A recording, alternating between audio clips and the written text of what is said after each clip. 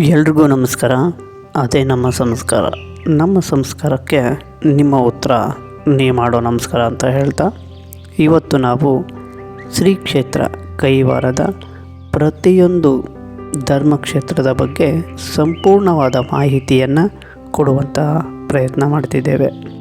ನಮ್ಮ ಈ ಪ್ರಯತ್ನಕ್ಕೆ ನಿಮ್ಮ ಬೆಂಬಲವಾಗಿ ಒಂದೇ ಒಂದು ಲೈಕು, ನಿಮ್ಮ ಅಭಿಪ್ರಾಯದ ಕಾಮೆಂಟು, ಈ ರೀತಿಯ ಉಪಯುಕ್ತ ಮಾಹಿತಿಗಳು ಬೇಕೆನಿಸಿದರೆ ನಮ್ಮ ಚಾನಲನ್ನು ಸಬ್ಸ್ಕ್ರೈಬ್ ಮಾಡಿಕೊಳ್ಳಿ ಅಂತ ಹೇಳ್ತಾ, ಶ್ರೀ ಯೋಗಿ ನಾರಾಯಣ ಯತೀಂದ್ರಿಯರು ಜನ್ಮವನ್ನು ತಾಳಿ ಕಾಲಜ್ಞಾನ ಭವಿಷ್ಯವಾಣಿಯನ್ನು ನೀಡಿದಂತಹ ಪರಮ ಪುಣ್ಯಕ್ಷೇತ್ರವಾದಂತಹ ಈ ಕೈವಾರಕ್ಕೆ ನೀವು ಒಮ್ಮೆ ಭೇಟಿ ನೀಡಿದ ಮೇಲೆ ಯಾವ ಪುಣ್ಯಕ್ಷೇತ್ರಗಳ ದರ್ಶನವನ್ನು ಪಡೆಯಬೇಕು ಎಂಬಂತಹ ಮಾಹಿತಿಯನ್ನು ನಾನು ಈ ವಿಡಿಯೋದಲ್ಲಿ ಸಂಪೂರ್ಣವಾಗಿ ಹೇಳಲಿದ್ದೇನೆ. ನಮ್ಮ ಈ ಕೈವಾರ ಕ್ಷೇತ್ರದ ಪ್ರಾಮುಖ್ಯತೆಯನ್ನು ನೋಡೋದಾದರೆ, ಕೃತಯುಗ, ತ್ರೇತಾಯುಗ, ದ್ವಾಪರ ಯುಗ ಹಾಗೂ ಈಗಿನ ಕಲಿಯುಗ, ಈ 4 ಯುಗಾಂತರಗಳಿಂದಲೂ ಕೂಡ ಖ್ಯಾತಿಯನ್ನು ಪಡೆದುಕೊಂಡು ಬಂದಿರುವಂತಹ ಪುಣ್ಯಕ್ಷೇತ್ರವೇ ಈ ನಮ್ಮ ಕೈವಾರ ಕ್ಷೇತ್ರ ಎಂದರೇನು ತಪ್ಪಾಗಲಾರದು. ವೃತ್ತಾಸುರ ಎಂಬ ರಾಕ್ಷಸನನ್ನು ಸಂಹಾರ ಮಾಡಲಕ್ಕೆಂದು ದದಾಚಿ ಎಂಬ ಮುನಿಗಳ ಬೆನ್ನು ಮೂಳೆಯಿಂದ ಆಯುಧವನ್ನು ಮಾಡಿಸಿ ಮುನಿಗಳ ಅಂತ್ಯಕ್ಕೆ ಕಾರಣಕರ್ತೃವಾದ ಇಂದ್ರನಿಗಟ್ಟಿದ ಬ್ರಹ್ಮಹತ್ಯೆ ದೋಷ ನಿವಾರಣೆಗೊಂಡ ಪವಿತ್ರ ಸ್ಥಳವೇ ಈ ಕೈವಾರ.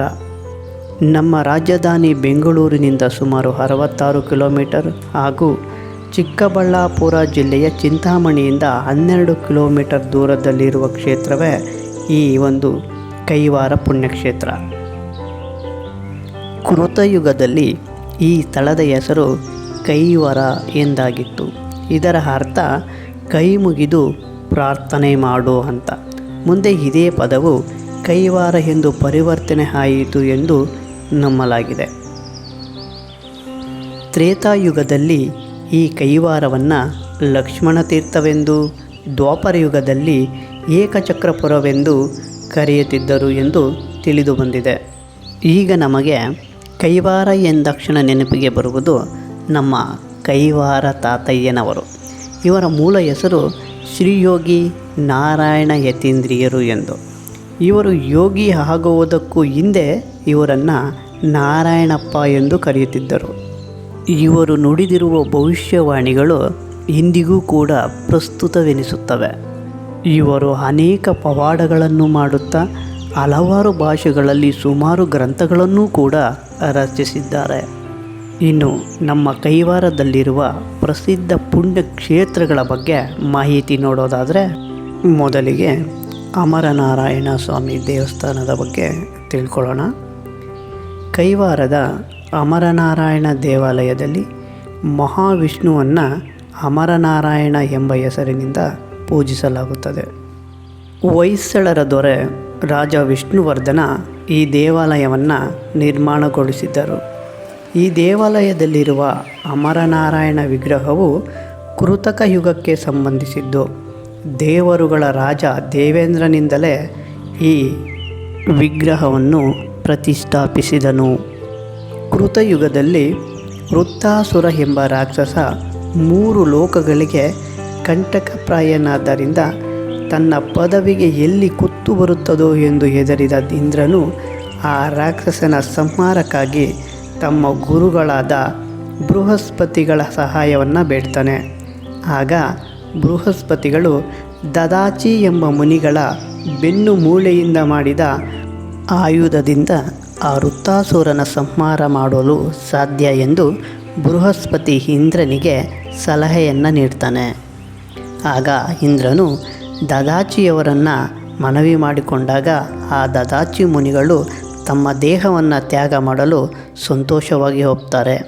ತದನಂತರ ದದಾಚಿಯ ಬೆನ್ನು ಮೂಳೆಯಿಂದಲೇ ಮಾಡಿದ ಆಯುಧದಿಂದ ದೇವೇಂದ್ರನು ವೃತ್ತಾಸುರರನ್ನು ಸಂಹಾರ ಮಾಡುತ್ತಾನೆ. ಹೀಗೆ ದೇವೇಂದ್ರನಿಗೆ ದದಾಚಿ ಮುನಿಗಳ ಸಾವಿಗೆ ಕಾರಣನಾದ್ದರಿಂದ ಬ್ರಹ್ಮಹತ್ಯೆ ದೋಷ ಉಂಟಾಗುತ್ತದೆ. ಆಗ ದೇವೇಂದ್ರನು ನಾರದರ ಸಲಹೆಯ ಮೇರೆಗೆ ಭೂಮಿಯ ಮೇಲೆ ಪಂಚನಾರಾಯಣ ವಿಗ್ರಹಗಳನ್ನು ಪ್ರತಿಷ್ಠಾಪಿಸುತ್ತಾನೆ. ಹೀಗೆ ಇಂದ್ರನು ಸ್ಥಾಪಿಸಿದ ಪಂಚನಾರಾಯಣ ದೇವಾಲಯಗಳೆಂದರೆ ಮೊದಲನೆಯದು ಕೈವಾರದ ಅಮರನಾರಾಯಣ ದೇವಾಲಯ, ಎರಡನೆಯದು ಎಡವಕೋಡಿ ವೀರನಾರಾಯಣ, ಮೂರನೆಯದು ಎಲ್ಲೋಡಿ ಆದಿನಾರಾಯಣ, ನಾಲ್ಕನೆಯದು ಬೂದಿಗೆರೆ ದೇಶನಾರಾಯಣ, ಐದನೆಯದು ಗದಗಿನ ಲಕ್ಷ್ಮೀನಾರಾಯಣ ದೇವಾಲಯಗಳು. ಈ 5 ದೇವಾಲಯಗಳಲ್ಲಿ ಒಂದೇ ಮುಹೂರ್ತದಲ್ಲಿ ದೇವರುಗಳ ಪ್ರತಿಷ್ಠಾಪಿಸಲಾಗಿದೆ ಎಂದು ನಂಬಲಾಗುತ್ತದೆ. ತ್ರೇತಾಯುಗದಲ್ಲಿ ರಾಮ, ಸೀತಾ, ಲಕ್ಷ್ಮಣರೂ ಸಹ ಈ ಕೈವಾರ ಕ್ಷೇತ್ರಕ್ಕೆ ಆಗಮಿಸಿದ್ದರಂತೆ. ಅವರ ಭೇಟಿಯ ನೆನಪಿಗಾಗಿಯೇ ಅಮರನಾರಾಯಣ ದೇವಾಲಯದ ಪ್ರಾಂಗಣದಲ್ಲಿ ಒಂದು ಸುಂದರವಾದ ಆಲಯವಿದೆ. ಆ ಆಲಯದಲ್ಲಿ ರಾಮ, ಸೀತಾ, ಲಕ್ಷ್ಮಣರ ಮೂರ್ತಿಗಳು ಸಹ ಇವೆ. ಇನ್ನು ಕೈವಾರದಲ್ಲಿರುವ ಪ್ರಮುಖ ಕ್ಷೇತ್ರವೆಂದರೆ ಭೀಮಬಕಾಸುರ ಬೆಟ್ಟ. ದ್ವಾಪರ ಯುಗದ ಮಹಾಭಾರತ ಕಾಲದಲ್ಲಿ ಕೈವಾರವನ್ನು ಏಕಚಕ್ರ ನಗರವೆಂದು ಕರೆಯಲಾಗುತ್ತಿತ್ತು. ಇಲ್ಲಿರುವ ಬೆಟ್ಟವೊಂದರಲ್ಲಿ ಬಕಾಸುರ ಎಂಬ ರಾಕ್ಷಸನು ವಾಸವಿದ್ದನಂತೆ. ಅವನು ಊರಿನವರೊಂದಿಗೆ ಒಂದು ಒಪ್ಪಂದವನ್ನು ಮಾಡಿಕೊಂಡು ಅದರಂತೆ ಪ್ರತಿದಿನ ಒಬ್ಬರಂತೆ ಮನೆಯ ಸರದಿಯಂತೆ ಒಂದು ಬಂಡಿಯ ಊಟ, ಒಂದು ಜೊತೆ ಎತ್ತುಗಳು, ಒಬ್ಬ ಮನುಷ್ಯ ಇವನಿಗೆ ಆಹಾರವಾಗಿ ಕೊಡಬೇಕಾಗಿತ್ತಂತೆ. ಈ ರೀತಿಯ ಸರದಿಯ ಮೇರೆಗೆ ಆ ಬಕಾಸುರನಿಗೆ ಊಟವನ್ನು ಕೊಡುತ್ತಿರುವಂತಹ ಪರಿಸ್ಥಿತಿಯಲ್ಲಿ ಒಂದು ಕುಟುಂಬದಲ್ಲಿ ಒಬ್ಬನೇ ಮಗನಿರುತ್ತಾನೆ. ಅವನು ಒಬ್ಬನೇ ಮಗನಾಗಿರುವ ಕಾರಣ ಆ ತಂದೆ ತಾಯಿಗಳು ಅವನನ್ನು ಬಕಾಸುರನ ಹತ್ತಿರಕ್ಕೆ ಕಳಿಸುವುದಕ್ಕೆ ದುಃಖಪ್ರಾಯರಾಗಿದ್ದಾಗ ಇದನ್ನು ತಿಳಿದುಕೊಂಡಂತಹ ಭೀಮಸೇನನು ಅವರಿಗೆ ಧೈರ್ಯ ಹೇಳಿ ತಾನೇ ಬಂಡಿಯ ಊಟವನ್ನು ತೆಗೆದುಕೊಂಡು ಬಕಾಸುರನಿಗೆ ಕೊಡಲು ಹೋಗುತ್ತಾನೆ. ಹೀಗೆ ಭೀಮಸೇನನು ಬಕಾಸುರನಿಗೆ ಆಹಾರವನ್ನು ತೆಗೆದುಕೊಂಡು ಹೋಗುತ್ತಾ ದಾರಿಯಲ್ಲಿಯೇ ಅವನು ಆ ಆಹಾರವನ್ನೆಲ್ಲ ತಿಂದು ಬಿಡುತ್ತಾನೆ. ಇದನ್ನು ಕಂಡಂತಹ ಬಕಾಸುರನು ಕೋಪಗೊಂಡು ಭೀಮನ ಮೇಲೆ ಯುದ್ಧಕ್ಕೆ ಬರ್ತಾನೆ. ಆಗ ಭೀಮ ಮತ್ತು ಬಕಾಸುರ ಮಧ್ಯೆ ಯುದ್ಧವಾಗಿ ಭೀಮಸೇನನು ಬಕಾಸುರನನ್ನು ಕೊಂದು ಒಂದು ಗುಹೆಯ ಒಳಗೆ ಮುಚ್ಚಿಟ್ಟು ಬಿಡುತ್ತಾನೆ. ಹೀಗೆ ಭೀಮನು ಬಕಾಸುರನನ್ನು ವಧಿಸಿದ ಬೆಟ್ಟವೇ ಭೀಮಬಕಾಸುರ ಬೆಟ್ಟ. ಈ ಒಂದು ಗುಹೆಯಿಂದ ಈಗಲೂ ಕೂಡ ಭೀಮ ಅಮಾವಾಸ್ಯೆಯ ದಿನದಂದು ಕೆಂಪು ಮತ್ತು ಬಿಳಿ ಬಣ್ಣದ ನೀರು ಹೊರಗೆ ಬರುತ್ತದೆ. ಅದನ್ನು ಆ ಬಕಾಸುರನ ಕಿವು ಮತ್ತು ರಕ್ತ ಎಂದು ಇಂದಿಗೂ ಕೂಡ ಭಕ್ತಾದಿಗಳು ನಂಬುತ್ತಾರೆ. ಈ ಒಂದು ಬೆಟ್ಟದ ಮೇಲೆ ಭೀಮಸೇನನ ಪಾದದ ಗುರುತುಗಳು ಸಹ ನಾವು ಈಗ ಕಾಣಬಹುದು. ಈ ಬೆಟ್ಟದ ಕೆಳಗಡೆ ಶ್ರೀ ಚಾಮುಂಡೇಶ್ವರಿ ದೇವಾಲಯವಿದೆ. ಚಾಮುಂಡೇಶ್ವರಿ ದೇವಿಯು ಮಹಿಷಾಸುರರನ್ನು ವಧಿಸಿದ ನಂತರ ತೀರ್ಥ ಸ್ನಾನವನ್ನು ಮಾಡಿ ಇಲ್ಲಿ ಶಾಂತಳಾಗಿ ಮೈಸೂರು ಬೆಟ್ಟಕ್ಕೆ ಹೋಗಿ ನೆಲೆಸಿದಳು ಎಂಬುದು ಪ್ರಸಿದ್ಧಿ. ಇನ್ನು ಕೈವಾರದಲ್ಲಿರುವ ಮತ್ತೊಂದು ಪುಣ್ಯಕ್ಷೇತ್ರ ಎಂದರೆ ಲಕ್ಷ್ಮಣ ತೀರ್ಥ. ಲಕ್ಷ್ಮಣ ತೀರ್ಥ ಎಂಬುದು ಒಂದು ಪವಿತ್ರವಾದ ಕೊಳ. ಇದು ಭೀಮಬಕಾಸುರ ಬೆಟ್ಟದ ಮೇಲೆ ಅಸ್ತಿತ್ವದಲ್ಲಿದೆ. ತ್ರೇತಾಯುಗದಲ್ಲಿ ರಾಮ, ಸೀತಾ, ಲಕ್ಷ್ಮಣರು ಕೈವಾರಕ್ಕೆ ಆಗಮಿಸಿದಾಗ ಸೀತಾಮಾತೆಗೆ ಬಾಯಾರಿಕೆ ಉಂಟಾಗುತ್ತದೆ. ಆಗ ಸುತ್ತಮುತ್ತ ಎಲ್ಲಿಯೂ ನೀರಿನ ಆಕಾರ ಸಿಗದೆ ಹೋದಾಗ ಲಕ್ಷ್ಮಣನು ತನ್ನ ಬಾಣವನ್ನು ತೆಗೆದು ಬಂಡೆಗೆ ಹೊಡೆದು ನೀರನ್ನು ತರಿಸಿ ಸೀತಾಮಾತೆಯ ಬಾಯಾರಿಕೆಯನ್ನು ನಿವಾರಣೆ ಮಾಡ್ತಾನೆ. ಹೀಗೆ ಲಕ್ಷ್ಮಣನು ನಿರ್ಮಿಸಿದ ಈ ಕೊಳಕ್ಕೆ ಲಕ್ಷ್ಮಣ ತೀರ್ಥವೆಂದು ಕರೆಯುತ್ತೇವೆ.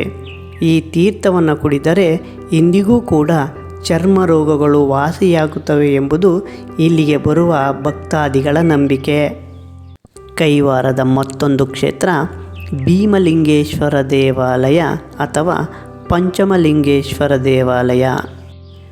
ಬಕಾಸುರನು ಶಿವನ ಭಕ್ತನಾದ ಕಾರಣ ಅವನ ಕೊಂದ ದೋಷ ಪರಿಹಾರ್ಥವಾಗಿ ಭೀಮಸೇನನು ಭೀಮಬಕಾಸುರ ಬೆಟ್ಟದ ಸಮೀಪದಲ್ಲಿ ಒಂದು ಶಿವಲಿಂಗವನ್ನು ನಿರ್ಮಿಸುತ್ತಾನೆ. ಈ ಲಿಂಗವನ್ನು ಭೀಮಲಿಂಗೇಶ್ವರ ಎಂದು ಕರೆಯಲಾಗುತ್ತದೆ. ಹೀಗೆ ಭೀಮನು ಇಲ್ಲಿ ಶಿವಲಿಂಗವನ್ನು ಸ್ಥಾಪಿಸಿದ ನಂತರ ಉಳಿದ 4 ಜನ ಪಾಂಡವರು ಒಂದೊಂದು ಶಿವಲಿಂಗವನ್ನು ಸ್ಥಾಪಿಸ್ತಾರೆ.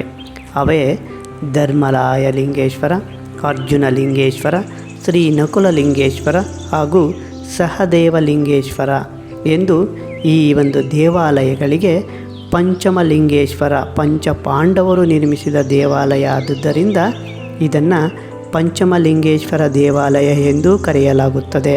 ಕೈವಾರದ ಮತ್ತೊಂದು ಪುಣ್ಯಕ್ಷೇತ್ರ ಕೈವಾರ ಯೋಗಿ ನಾರಾಯಣ ಮಠ. ತ್ರಿಕಾಲಜ್ಞಾನಿಯಾದ ಶ್ರೀ ಕೈವಾರ ತಾತಯ್ಯ ಎಂದೇ ಪ್ರಸಿದ್ಧಿಯಾಗಿರುವ ಶ್ರೀ ಯೋಗಿ ನಾರಾಯಣ ಯತೀಂದ್ರಿಯರು ತಪಸ್ಸಿದ್ಧಿ ಪಡೆದಂತಹ ಈ ಸ್ಥಳವೇ ಯೋಗಿ ನಾರಾಯಣ ಮಠ. ಈ ಮಠದಲ್ಲಿ ಕೈವಾರ ತಾತಯ್ಯನವರ ಜೀವ ಸಮಾಧಿಯಾಗಿರುವ ಸಮಾಧಿಯೂ ಇದೆ. ಸಮಾಧಿಯ ಮುಂದೆ ತಾತಯ್ಯನವರ ಮೂರ್ತಿಯನ್ನು ಸ್ಥಾಪಿಸಲಾಗಿದೆ. ಇಲ್ಲಿ ಪ್ರತಿನಿತ್ಯ ಸಾವಿರಾರು ಭಕ್ತರು ಬಂದು ತಾತಯ್ಯನವರ ದರ್ಶನ ಮಾಡಿ ಅವರ ಆಶೀರ್ವಾದವನ್ನು ಪಡೆದು ಹೋಗುತ್ತಾರೆ. ಇಲ್ಲಿ ಪ್ರತಿನಿತ್ಯ ಅನ್ನ ದಾಸೋಹ ಕಾರ್ಯಕ್ರಮವೂ ಕೂಡ ನಡೆಯುತ್ತದೆ. ವೈಕುಂಠ ಗುಹೆ. ಅಮರನಾರಾಯಣ ದೇವಾಲಯದಿಂದ 2 ಕಿಲೋಮೀಟರ್ ದೂರದಲ್ಲಿರುವುದು ಈ ವೈಕುಂಠ ಗುಹೆ. ಈ ದೇವಾಲಯದಲ್ಲಿ ಯೋಗ ನರಸಿಂಹ ಸ್ವಾಮಿಯ ಸ್ವಯಂಭೂ ವಿಗ್ರಹವಿದೆ. ಕೈವಾರ ತಾತಯ್ಯನವರು ಇದೇ ಸ್ಥಳದಲ್ಲಿ ತಪಸ್ಸನ್ನು ಮಾಡಿ ಸಿದ್ಧಿಯನ್ನು ಪಡೆದರು ಎಂದು ನಂಬಲಾಗಿದೆ. ಹೀಗೆ ಇವರು ಇಲ್ಲಿ ತಪಸ್ಸನ್ನು ಮಾಡುವಾಗ ಅವರ ತಪಸ್ಸಿಗೆ ಭಂಗ ಉಂಟಾಗಬಾರದೆಂದು ಇಲ್ಲಿನ ಹುಲಿ ಹಾಗೂ ಚಿರತೆಗಳು ಇವರಿಗೆ ರಕ್ಷಣೆಯನ್ನು ನೀಡುತ್ತಿದ್ದವು ಎಂದು ಇಲ್ಲಿ ಭಕ್ತಾದಿಗಳಲ್ಲಿ ನಂಬಿಕೆ ಇದೆ. ನಾವು ಈ ಸ್ಥಳಕ್ಕೆ ಭೇಟಿ ನೀಡುವಾಗ ಇಲ್ಲಿ ಮಹಾನ್ ಕವಿ ಪುಂಗಮರ ವಿಗ್ರಹಗಳನ್ನು ನೋಡಬಹುದು. ಅವುಗಳಲ್ಲಿ ಪುರಂದರದಾಸರು, ತ್ಯಾಗರಾಜರು, ಬಸವಣ್ಣನವರು, ಆಂಡಾಲಮ್ಮನವರು, ಮೀರಾಬಾಯಿ, ಸರ್ವಜ್ಞರು ಮೊದಲಾದ ಮೂರ್ತಿಗಳನ್ನು ನಾವು ಇಲ್ಲಿ ನೋಡಬಹುದಾಗಿದೆ. ಕೈವಾರದ ಇಷ್ಟೊಂದು ಪುಣ್ಯಕ್ಷೇತ್ರಗಳಿಗೆ ಭೇಟಿ ನೀಡಿ ತುಸು ಆಯಾಸವಾಗಿರುವುದರಿಂದ ತುಸು ಸಮಯ ಈ ಉದ್ಯಾನವನಕ್ಕೆ ಹೋಗಿ ಅಲ್ಲಿನ ಪಕ್ಷಿಗಳ ಒಂದು ಕಲರವನ್ನು ಕೇಳಿ ಆ ಉದ್ಯಾನವನದ ಸೊಬಗನ್ನು ನೋಡಿ ತುಸು ಸಮಯ ಸುಧಾರಣೆ ಮಾಡಿಕೊಂಡು ಬರಬಹುದಾಗಿದೆ. ಈ ಕೈವಾರ ಕ್ಷೇತ್ರದ ನನಗೆ ತಿಳಿದಷ್ಟು ಮಾಹಿತಿಯನ್ನು ನಿಮ್ಮ ಹತ್ರ ಹಂಚಿಕೊಂಡಿದ್ದೇನೆ. ಈ ಮಾಹಿತಿ ನಿಮಗೆ ಇಷ್ಟವಾಗಿದ್ದರೆ ದಯವಿಟ್ಟು ಒಂದು ಲೈಕು, ಒಂದು ಕಾಮೆಂಟು, ಹಾಗೆ ನಮ್ಮ ಚಾನಲ್ಗೆ ಸಬ್ಸ್ಕ್ರೈಬು ಅಷ್ಟು ಸಾಕು ಅಂತ ಹೇಳ್ತಾ ಈ ವಿಡಿಯೋ ಮುಗಿಸ್ತಾ ಇದ್ದೀನಿ. ಧನ್ಯವಾದಗಳು.